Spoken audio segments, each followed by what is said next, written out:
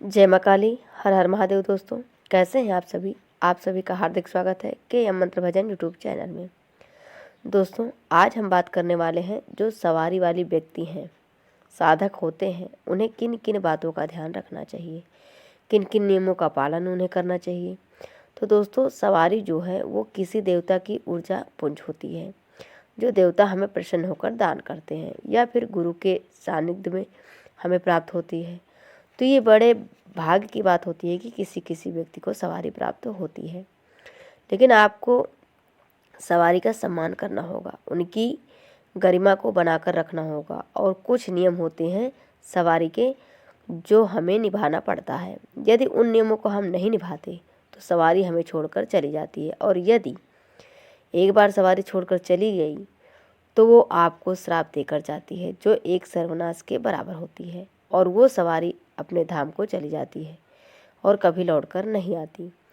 देखिए दोस्तों, जब सवारी किसी भी व्यक्ति के शरीर में आती है तो वो व्यक्ति देवतुल्य हो जाता है, उसका ध्यान देवताओं की तरह ही रखना होता है।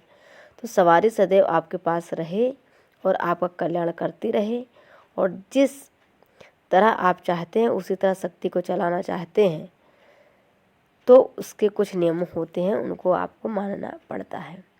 तो वो नियम क्या हो सकते हैं, और यदि सवारी बिना गुरु के आ रही है तो आप ये नहीं जान पाते कि ये शक्ति कौन सी है जिसकी सवारी आप पर आ रही है, क्योंकि मार्गदर्शन करने वाला कोई नहीं होता।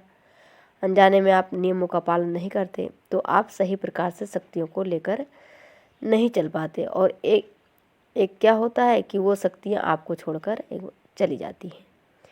तो इसलिए हमें नियमों का अवश्य ही पालन करना होगा।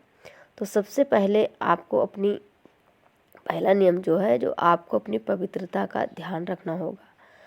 आप स्नान करके साफ सुथरे कपड़े पहनने होंगे आपको, उसके बाद ही पूजा पाठ करें। दोस्तों पवित्रता आप बाहर की नहीं अपितु मन की भी पवित्रता, आपको आंतरिक पवित्रता भी रखनी होगी। किसी के प्रति आपको द्वेष की भावना नहीं रखनी है, लड़ाई झगड़े की भावना नहीं रखनी चाहिए। तो जितने पवित्र बाहर से ही हैं उतने ही अंदर की पवित्रता का आपको ध्यान रखना होगा। अब दूसरा नियम है कि हमें भोग कैसे देना चाहिए। तो जैसे आप माता काली के भक्त हैं, माता काली आती हैं तो उनको समय समय पर भोग अवश्य देना चाहिए। जो आप समय निर्धारित किए हैं उस समय पर भोग आप अवश्य दें। अब तीसरा नियम है गुरु से संबंधित, कि जो गुरु पूर्णिमा आए तो आपको अपने गुरु का सम्मान करना चाहिए। उन्हें अच्छे वस्त्र, मिठाइयाँ और जितना आपका सामर्थ्य हो उतना उन्हें दक्षिणा भेंट स्वरूप दें। तो गुरु पूर्णिमा के दिन अपने गुरु का सम्मान अवश्य करें, उनका अपमान आपको कभी भी नहीं करना चाहिए, क्योंकि सवारी भी गुरु का सम्मान ही करती है, उनकी आज्ञा का पालन करती है, उनके बाद ही आपकी आज्ञा का पालन करती है। तो इसलिए गुरु का सदैव सम्मान करना चाहिए। चौथा नियम है कि आपको कभी भी किसी व्यक्ति के पहने हुए वस्त्रों को धारण नहीं करना चाहिए। जो सवारी वाले व्यक्ति होते हैं, जिनकी सवारी आती है, उनको कभी किसी अन्य व्यक्ति के कपड़े पहने हुए नहीं धारण करना चाहिए, क्योंकि आप ये नहीं जानते कि वो किस ऊर्जा से जुड़े हुए हैं। वो ऊर्जा, वो शक्ति सकारात्मक है या फिर नकारात्मक है, तो उसका प्रभाव भी कहीं न कहीं आप पर पड़ता है।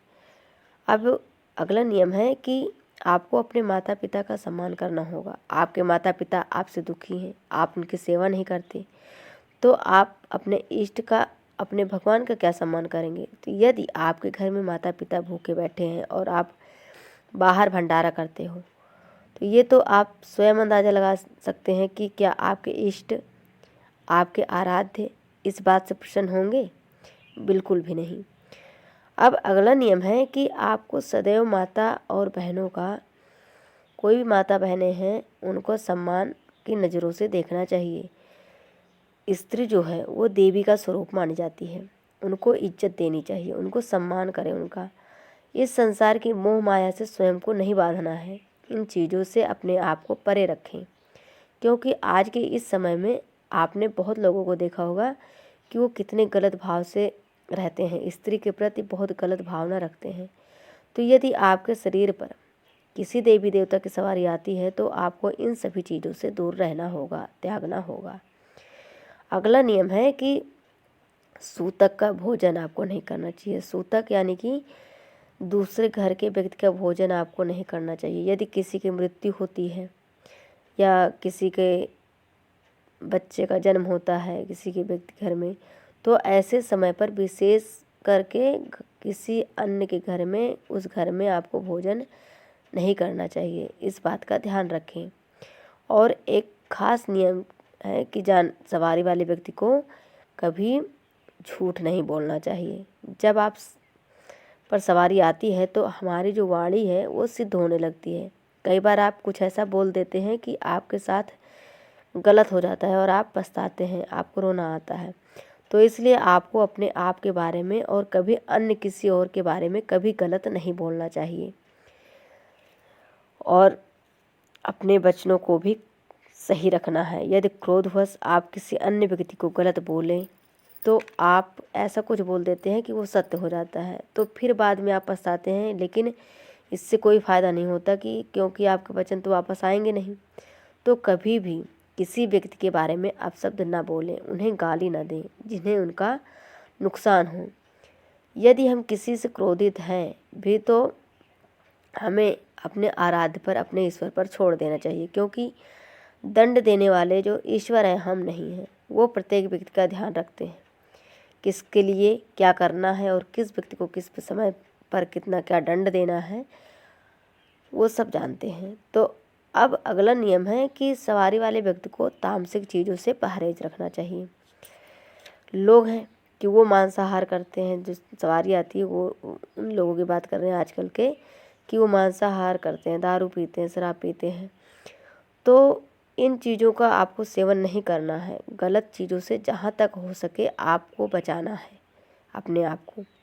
अपने आप को पवित्र बना कर रखें, तभी आप अपनी शक्तियों को सही तरीके से लेकर चल पाएंगे। अब अगला नियम है कि पितरों की सेवा हमें सही समय समय पर करनी चाहिए। यदि आपके पितृ ही आपसे रुष्ट हैं, नाराज़ हैं, तो शायद आप अपनी शक्तियों को सही तरीके से लेकर नहीं चल पाएंगे, क्योंकि पितरों का भी बहुत हद तक योगदान होता है आपकी शक्तियों को आगे बढ़ाने में।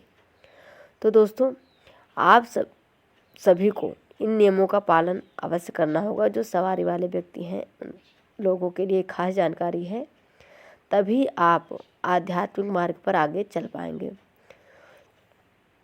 तो दोस्तों, आशा करते हैं कि जानकारी आपको पसंद आई होगी। आगे फिर मिलते हैं नई वीडियो में नई जानकारी के साथ। जय माता दी, जय माँ काली, हर हर महादेव।